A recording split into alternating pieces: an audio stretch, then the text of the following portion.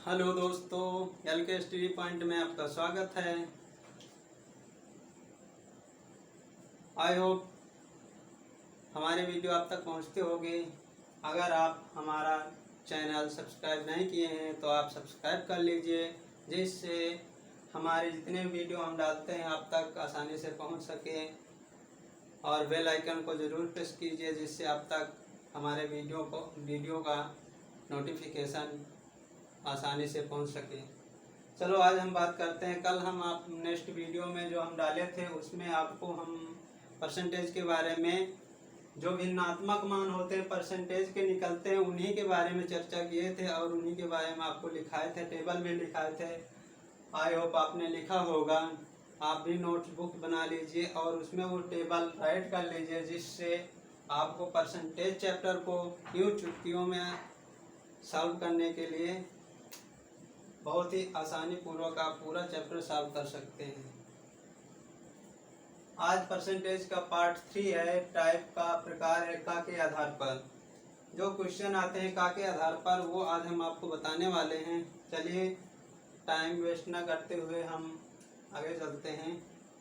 Question number first है, जैसे 20 का क्वेश्चन फर्स्ट, 20 50 का कितना परसेंट है, कितना परसेंट है। ये सवाल होते छोटे हैं लेकिन ये बहुत ही खतरनाक क्वेश्चन होते हैं। इनमें सभी लोग कंफ्यूज हो जाते हैं कि इसको अंश के रूप में लिखें और किस संख्या को हर के रूप में लिखें, उसके बाद हम परसेंट कैसे निकालें। तो इसलिए बहुत ही खतरनाक क्वेश्चन होते हैं। इसमें हम बताते हैं आपको एकदम इजी बताते हैं। आप यूं चुटकियों में हल कर लेंगे। देखिए पहले बात तो आप ध्यान दीजिए, का के आधार पर है। का के आधार का में इसमें क्वेश्चन में दिया है 50 का। ये जो मान होता है इसे हम हर के रूप में लिखते हैं। जो का के पहले नंबर होता है उसे हम हर के रूप में लिखते हैं, और जो उसके पहले नंबर होता है उसे हम अंश के रूप में लिखते हैं। अंश को न्यूमरेटर कहते हैं इंग्लिश में और हर को डिनोमिनेटर कहते हैं। तो हम देखते हैं, इसको हल करते हैं। जैसे 20 50 का कितना परसेंट है, तो इसे लिखेंगे हम 20/50। ये अंश के रूप में लिख गया और 50 हर के रूप में लिख गया। और कितना परसेंट है, तो 100% से इसमें मल्टीप्लाई करा देंगे। जब 100% से मल्टीप्लाई कराएंगे, 100 से नहीं मल्टीप्लाई कराएंगे, यही गलती हो जाएगी। 100% से मल्टीप्लाई कराएंगे तभी तो हम निकालेंगे 20-50 का कितना परसेंट, तभी हमारा आंसर परसेंट में आएगा। तो यहाँ पर हम 100% से मल्टीप्लाई कराएंगे। अब इसको काटते हैं। 50 एकम 50, 50 दूनी 100, 20 दूनी 40। तो इसका आंसर आ गया 40%। 20-50 का 40% है। यही आपका आंसर हो गया। आप बस वीडियो में बने रहिए, हम आपको 0 से हीरो बना देंगे। नेक्स्ट क्वेश्चन है आपका। नेक्स्ट क्वेश्चन इसी तरह जैसे कह दिया जाए। नेक्स्ट क्वेश्चन में नेक्स्ट क्वेश्चन 150 ग्राम 3 kg का कितना परसेंट है। तो सेम वही प्रोसेस। अब यहाँ पर प्रॉब्लम क्रिएट होगी कि यहाँ पर ग्राम में यूनिट दी है और यहाँ पर किलोग्राम में दी है। तो हम क्या करते हैं, यहाँ पर ग्राम में दी है, या तो ग्राम को किलोग्राम में कन्वर्ट करें या तो किलोग्राम को ग्राम में कन्वर्ट करें। तो हम किलोग्राम को ग्राम में कन्वर्ट करते हैं। तो हमें पता है कि 1 kg बराबर 1000 ग्राम होता है। तो 3 kg बराबर कितना होगा, 3 kg बराबर 3000 ग्राम होगा। 3 kg बराबर 3000 ग्राम होगा। तो हमें पता हो गया कि 3 kg बराबर कितना ग्राम होगा, 3000 ग्राम। तो अब इसे क्वेश्चन को हम आसानी से सॉल्व कर सकते हैं। आप देखते हैं इसको। आप अंश के रूप में हम क्या लिखेंगे, हर के रूप में हम लिखेंगे का वाली संख्या, और अंश उसके पहले वाली हम अंश के रूप में लिखेंगे। किसके रूप में लिखेंगे, अंश के रूप में। तो अंश के रूप में कौन सी लिखेंगे हम, 150 ग्राम लिखेंगे, 150 ग्राम। और हर के रूप में कौन सी संख्या लिखेंगे, हर के रूप में हम लिखेंगे 3000 ग्राम इंटू 100%। आप डिवाइड कर दो, 2 जीरो से 2 जीरो ये कट गए, 1 जीरो से ये कट गया, 3 एकम 3, 3 पचे 15, 5 एकम 5 बराबर 5%। यही आपका आंसर हुआ। आई होप आपके समझ में आया होगा। नेक्स्ट क्वेश्चन देखते हैं, ये आप लगा लीजिए। जहां पर समझ में ना आए वहां पर वीडियो को बैक करके फिर उसे दोबारा देखिए, आपके समझ में आ जाएगा। अगला क्वेश्चन है, अगला क्वेश्चन है जैसे दे दिया जाए 250 ml 5 लीटर का कितना परसेंट है। 250 ml 5 लीटर का 5 लीटर का कितना परसेंट है, कितना परसेंट है। तो इसमें भी वही प्रॉब्लम हुई, यूनिट कन्वर्ट करना पड़ेगा। इसमें यूनिट सेम नहीं है, यहाँ पर ml में है, मिलीलीटर में, यहाँ लीटर में है। तो लीटर को हम क्या बनाते हैं, मिलीलीटर। तो हमें पता होना चाहिए 1 लीटर बराबर 1000 मिलीलीटर होता है। तो 5 लीटर बराबर 5000 मिलीलीटर हो जाएगा। तो ये यूनिट ये बन गए, इसका कन्वर्ट हो गया। अब हमें पता है कि 250 ml को का के नंबर वाली संख्या को हम हर के रूप में लिखते हैं, और उसके पहला का जो नंबर होता है, उसके पहले जो नंबर होता है उसे अंश के रूप में लिखते हैं। तो 250 ml upon 5000 ml into 100%। 2 zero ये कटे, 2 जीरो ये, 1 जीरो से ये जीरो कट गया, 5 का नाम 5, 5 50 25, 5 का नाम 5 बराबर 5%। 250 ml 5 लीटर का कितना परसेंट है, 5% है। फिर देखते हैं नेक्स्ट क्वेश्चन, आपके समझ में आ रहा होगा। इतना आसान तरीका अब कहाँ से मिलेगा। अगर अभी भी नहीं आया तो मैथ फिर कभी नहीं आएगी।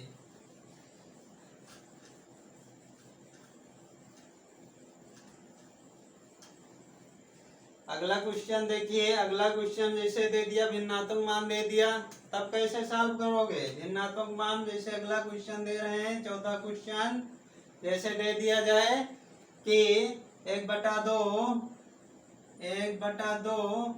3/4 का कितना परसेंट है, कितना परसेंट है।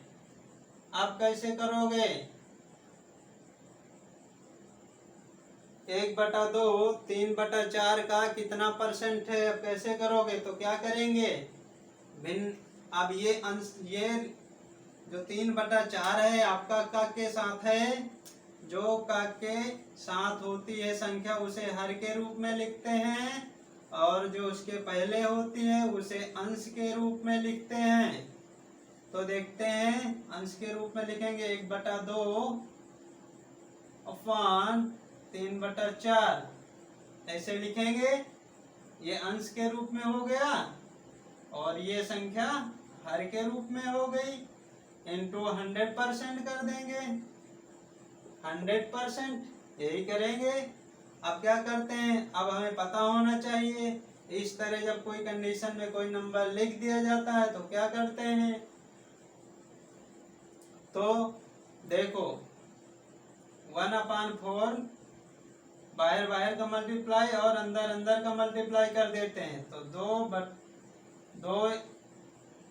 तो क्या लिखेंगे, 1/4/2/3 इंटू 100%। आप क्या करेंगे, इसको काटो, इसमें कोई नंबर कट रहा है, 2 से कट रहा है, 2 का नाम 2, 2 दूनी 4, तो कितना हो जाएंगे 100 दूनी 200, 200% बटा 3, 3 से डिवाइड करेंगे 200, 200 को तो कितना आएगा, तिछंग 18, तिछंग 18, 66 सही 2/3%, 66 सही 2/3%, कितना आंसर आएगा 66 सही 2/3%। 3 से डिवाइड करेंगे, 20 में भाग देंगे, तिछंग 18, शेष 2 बचा, 20 में 18 माइनस किए, शेष 2 बचा, हो गया 20, फिर तिछंग 18, फिर 2 बचा, भाग नहीं जाएगा, 2/3 में लिख देंगे, यही आंसर होगा। इस तरह के भी क्वेश्चन आते हैं। ये क्वेश्चन रेलवे, एसएससी, डीआरडीओ और अन्य राज्य स्तरीय कंपटीशन में पूछे जाते हैं। ये छोटे छोटे क्वेश्चन ही हम लोग गलत करके चले आते हैं, इसीलिए हमारा सिलेक्शन पॉइंटों से या 1-2 नंबर से रुक जाता है। इन्हीं छोटी छोटी चीज़ों में हमें ध्यान देना है, जिससे कि हम ये छोटी छोटी चीज़ें जो हैं, जो हम कर सकते हैं, ये आसानी से एग्जाम में हमारा ना छूटे, और इन्हें हम ज़्यादा फोकस करेंगे। और भी होते हैं, जैसे देखिए आपको बता दें, जैसे दे दिया जाए कि 216 रुपए का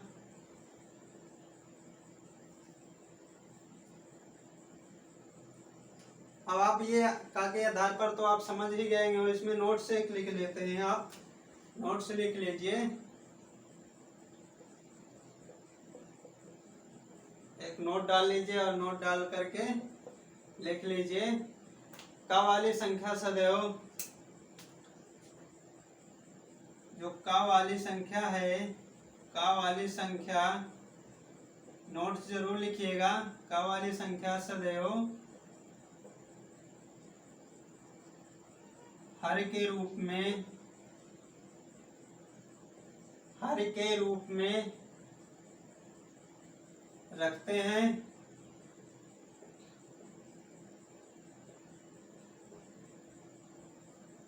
और जिसकी तुलना करनी होती है, और जिसकी तुलना करनी होती है, जिसकी तुलना करनी होती है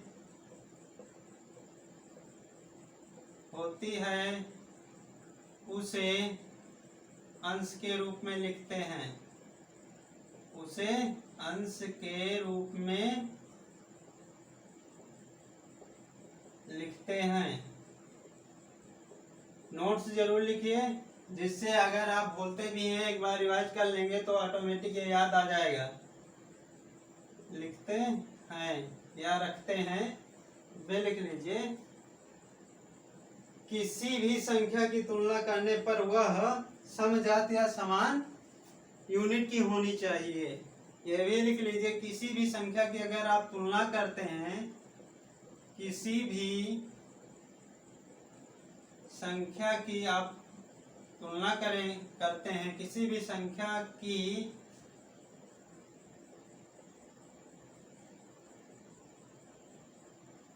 तुलना करने पर वह संख्या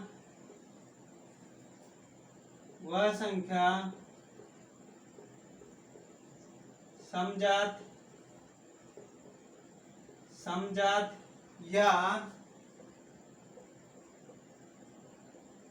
समान यूनिट की होनी चाहिए।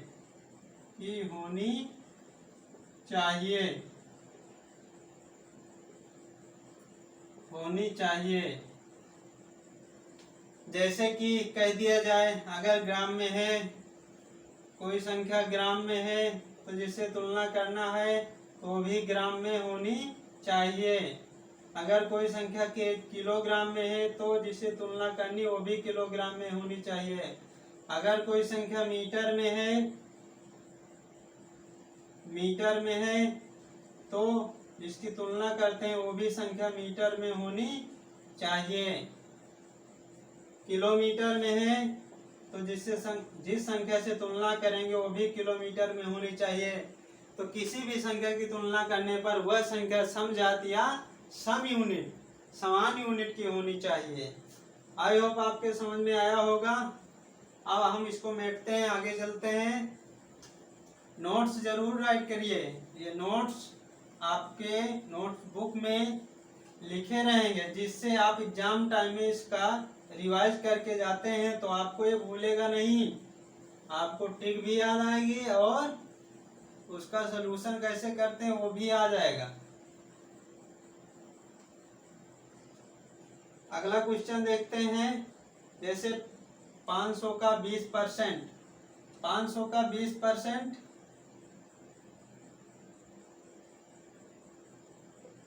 500 का 20% कितना होगा? कितना होगा? 500 का 20% कितना होगा?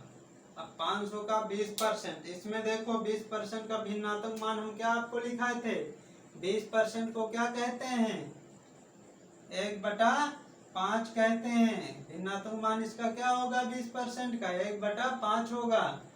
तो 500 का 20% डायरेक्ट निकाल लो। 500 इंटू 1/5, 5 से 5 कट गया, कितना बचा? 100। 100 मल्टीप्लाई कराएंगे एक में तो क्या हो जाएगा? 100। कितना होगा? 100 होगा। यही आपका आंसर होगा। भिन्नात्मक मान रखे और निकाल लिया। अगर हम ये मेथड 1 मेथड 2 इसको ऐसे भी निकालेंगे, 500 गुणे 20%, परसेंट हटाएंगे नीचे 100 लग जाएगा। तो इसी को हम इजी करके भिन्नात्मक मान आपको जो टेबल में लिखा है डायरेक्ट लिखा दिए हैं, जिससे आपको ज्यादा कैलकुलेशन ना करना पड़े और आप भिन्नात्मक मान रख के आप आसानी से अपना क्वेश्चन सॉल्व कर सकते हैं और उत्तर पा सकते हैं। अब इसको सॉल्व करेंगे। 20 एकम 20, 20 500, 1/5 आया। यही 1/5 था जो हमने भिन्नात्मक मान में आपको टेबल में लिखाया है। अब 5 से डिवाइड करेंगे। 5 एकम 5, 5 एकम 5 तो कितना हो जाएगा? 100। 100 गुणे 1 करेंगे तो 100 आएगा। तो 500 का 20% कितना होगा? 100 होगा। अगला क्वेश्चन करते हैं। जैसे कह दिया 7000 का 14 सही 2/7 कितना होगा? 7000 का 14 सही 2/7 कितना होगा? अब हमें पता होना चाहिए 14 सही 2/7 का भिन्नात्मक मान कितना होगा? 2/7। क्वेश्चन नंबर अगला 6। 7000 का 14 सही 2/7% कितना होगा? कितना होगा? अब हमें ये पता होना चाहिए 14 सही 2/7 का भिन्नात्मक मान कितना होता है। 14 सही 2/7 का भिन्नात्मक मान 1/7 होता है। तो इसका भिन्नात्मक मान 1/7 होता है। अब 1/7 को इसमें मल्टीप्लाई करा देंगे। 7000 इंटू 1/7, डायरेक्ट 7 से 7 कट गया तो कितना बचा? 1000 बचा। यहाँ 1000 गुणे 1 बराबर 1000। 1000 होगा। यही आंसर होगा आपका। 7000 का 14 सही 2/7 कितना होगा? 14 सही 2/7% कितना होगा? 1000 निकलेगा। अब आप मेथड 1, अब मेथड 2 देख लीजिए। मेथड 2 आप 7000 ऐसे आप लोग निकालेंगे। 7000 लिखेंगे, गुणा लगाएंगे, 14 7 98, इनका मल्टीप्लाई होता है, ये ऐड होता है। 14 7 98 2 100 कितना हो जाएगा? 100/7 परसेंट लगा हुआ है तो 100 से डिवाइड करेंगे नीचे, ठीक। देख लो अब ये कितना लंबा हो गया, सॉल्व करने में इसमें टाइम लग रहा है। इसमें हमें फ्रैक्शन मान, भिन्नात्मक मान पता है, डायरेक्ट रखें, 2 से 4 सेकंड में आ गए आंसर। अब इसमें कम से कम 20 से 30 सेकंड या 1 मिनट भी लग सकता है। अब इसको काटो, 100 से 100 कटा, 7 एकम 7, 1000, इसका भी आंसर 1000 आएगा। ये इस तरह लगेगा। मेथड 1 आप चूज करिए। मेथड 1 में आप पूरा परसेंटेज यूं चुटकियों में लगा देंगे, पता नहीं चलेगा। और आपका हर सवाल लगाएंगे तो उसमें 2 से 10 सेकंड तक में पूरा आंसर आ जाएगा। हमें एग्जाम फाइट करना है, हमें इसका प्रोसेस नहीं करना इतना बड़ा जिससे हमें हमारा एग्जाम फाइट ना हो, क्योंकि एग्जाम टाइम में प्रेशर होता है और समय बहुत कम होता है। तो हमें अपना समय बचाना है, जितना भी हो सके अपना समय बचाना है। इसलिए हमें वैल्यू याद करना आवश्यक है। वैल्यू आपको याद रहेंगी, आप वैल्यू रखो, डायरेक्ट आंसर निकालो जितना भी हो सके। जब आप बार बार किसी क्वेश्चन को लगाओगे तो बहुत ही शॉर्ट हो जाएगा। नोट लिख लीजिए।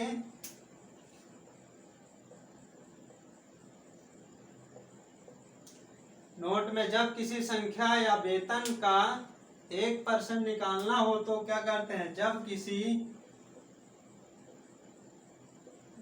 किसी संख्या या वेतन का 1% निकालना हो तो हम उस संख्या के 1% निकालना हो तो हम उस संख्या के दाहिने से हम उस संख्या के दाहिने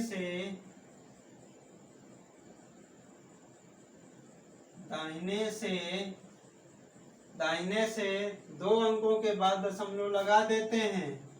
दाहिने से 2 अंकों के बाद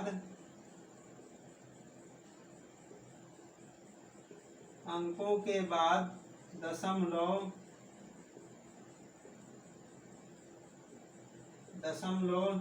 लगा देते हैं।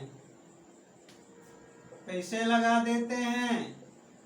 जब किसी संख्या या वेतन का 1% निकालना हो तो हम उस संख्या के दाहिने से 2 अंकों के बाद दशमलव लगा देते हैं। देख लीजिए कैसे लगाते हैं। जैसे दे दिया जाए 500 का 1% कितना होगा? 500 का 1% कितना होगा? तो क्या करेंगे? 500 का 1% सवाल में दिया, 500 का 1% कितना होगा? कितना होगा? तो हम साधारण में कैसे करेंगे? हम लिखेंगे 500 लिखेंगे, पहले 500 लिखेंगे, फिर गुणा चिन्ह लगाएंगे, फिर 1 लिखेंगे, परसेंट लगा, परसेंट नीचे लिखेंगे, फिर इसे काटेंगे, 5 एकम 5 आएगा। यही करेंगे, लेकिन ऐसा नहीं करना है। अब हमें पता है कि 500 का 1% कितना होगा। अगर 1% कोई संख्या वेतन में लगा हुआ है तो सीधे इसके 2 जीरो क्या हो जाएंगे? कैंसिल हो जाएंगे। 2 अंक के बाद क्या लगा देंगे? या 2 जीरो के बाद हम दशमलव लगा देंगे। तो 500 लिखा है, इसके 2 जीरो के बाद हम दशमलव लगा देंगे, या 2 अंकों के बाद, अगर यहाँ जीरो है तो जीरो के बाद लगाएंगे, अगर अंक है तो अंक के बाद लगाएंगे। 2 अंकों के बाद परसेंट में आप परसेंट क्या होता है? 100 होता है। तो 100 से आप डिवाइड करेंगे 500 को, तो क्या आएगा? 5 आएगा। तो इसीलिए हम 2 अंकों के बाद दशमलव लगा देते हैं। तो इसका 5 और मल्टीप्लाई कराएंगे, 5 एकम 5। जब 2 अंकों के बाद हम दशमलव लगा देंगे तो यहाँ 5 बचेगा, तो 5 एकम 5, यही 5 आपका आंसर हो जाएगा। ये करने की आवश्यकता नहीं पड़ेगी। आप देखेंगे 5 एकम 5% पूछे हुआ है, 500 का 1% कितना होगा, परसेंट लगा, 2 अंक के बाद दशमलव लगाएंगे और जितना अंक बचेगा उसका मल्टीप्लाई कराएंगे, डायरेक्ट आंसर लिखेंगे। इसे करने की आवश्यकता नहीं हमें, इसमें अपना समय टूटेगा। तो हमें समय नहीं तोड़ना, हमें क्वेश्चन का एग्जाम टाइम में आंसर देना है। आगे देखते हैं, नोट्स आप जरूर लिखिएगा। कहीं भी आप भूलते हैं, नोट्स देखेंगे तो आपको फिर से याद आ जाएगा। जब आप रिवाइज करेंगे तो आपको वो आसानी से फिर याद आ जाएगा। आप अगला सवाल देखते हैं, जैसे और देख लेते हैं इसी में 1-2 एग्जाम्पल। जैसे दे दिया जाए 8,000 का 1% कितना होगा, कितना होगा। तो अब हमें पता है परसेंट लगा, 2 अंक के बाद यहाँ डेसिमल लगा दिए, 80 बचा। इधर 80 का गुणा 1 में कराएंगे, 80 का नम 80, 80 इंटू 1 बराबर 80, 80 यही आंसर हो जाएगा। अब हमें ये मेथड नहीं अपनाना है, ये मेथड नहीं अपनाना कि 8,000 लिखें आप और 1% लिखें, 100 लगाएं, उसके बाद 2 अंक 0 इसके काटे, 2 0 इसके काटे, 80 का नम 80। इसमें आपका समय टूटेगा। आप ये नहीं करना है, आप डायरेक्ट वहीं से आंसर निकाल लीजिए, यही आपका समय बचाएंगे। जो छोटे छोटे क्वेश्चन हैं उन्हीं में हम ट्रिक लगाते हैं और उन्हीं के माध्यम से हम अपने समय को भी बचाते हैं। अगला क्वेश्चन, इसके बाद आपको कुछ और इसमें आज रिपीट करा देते हैं। जैसे दे दिया जाए 50% हमने लिखाए थे आपको, जो भी भिन्नात्मक मान होते हैं आपको सारे लिखा दिए थे, लेकिन कुछ और आज बता देते हैं आपको। जैसे 50% को क्या लिख सकते हैं, एक भाग होता है, एक तुलना होती है, एक गुना होता है। भाग में कैसे 50% को लिखेंगे और गुना में कैसे लिखेंगे वो देख लेते हैं। जैसे देखते हैं, जैसे 50% दिया हुआ है, 50% एक भाग होता है, एक गुना होता है। गुना में आप इसको लिखेंगे जैसे कि 50% को सॉल्व करेंगे, 100 नीचे लगाएंगे, 50 का नाम 50, 50 दूनी 100, तो 1/2, 1/2 ये क्या हुआ, भाग के रूप में, ये गुना के रूप में हुआ। काहे के रूप में हुआ, गुना के रूप में। किसके रूप में हुआ, गुना के रूप में। 50 दूनी 2, 2 बार गया, 2 बार गया तो ये भाग के रूप में हो गया। तो 50% का भाग 2 और गुना 1/2, ये गुना के रूप में हो गया।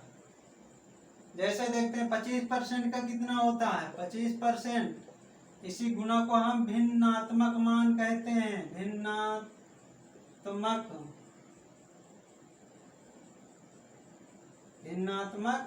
मान कहते हैं या फ्रैक्शन मान कहते हैं। 25% का 25 से करना 25 चौको 100, तो 4 भाग के रूप में हो गया और गुना के रूप में 1/4 हो गया। जैसे देख लीजिए 25% दिया हुआ है, 25% इंटू 100 कराएंगे, अपन 100 करेंगे, 25 काटेंगे, 25 से करना 25, 25 चौको 100, 1/4 आया तो 1/4 निकल कर आ गया।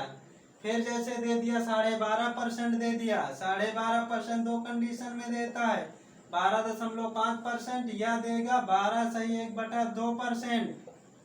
कंफ्यूज मत होइएगा, 12.5%, 12 सही 1/2% एक ही यूनिट है।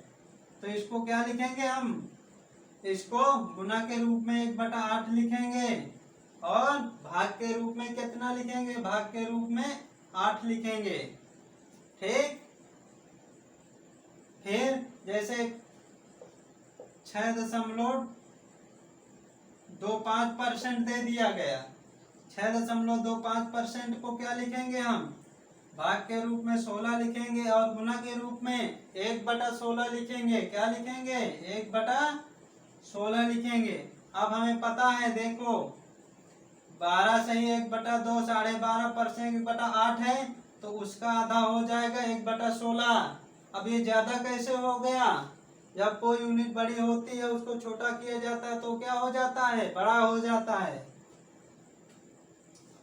फिर और देखते हैं, जैसे 10% दे दिया गया, 10% को गुना के रूप में क्या लिखेंगे? 1/10 और भाग के रूप में क्या लिखेंगे? 10, क्योंकि 10% को परसेंट हटाएंगे तो 100 से डिवाइड कर, 10 का नाम 10, 10 दाम 100, तो ये आपका आ गया भाग के रूप में, और ये मिलाकर दोनों को हो गया गुना के रूप में। भिन्नात्मक मान हो गए इसका। जैसे दे दिया जाए 33 सही 1/3%, या कह दिया जाए 33.33%, ये यूनिट एक ही है, इसमें आप कंफ्यूज मत होइए, यूनिट एक ही है। इसको हम क्या लिखेंगे? इसका भाग के रूप में 3 लिखेंगे और गुना के रूप में 1/3 लिखेंगे। या दे दिया जाए 14 सही 2/7, दे दिया जाए 14 सही 2/7, तब फिर से लिखेंगे 14 सही 2/7 दे दिया जाए,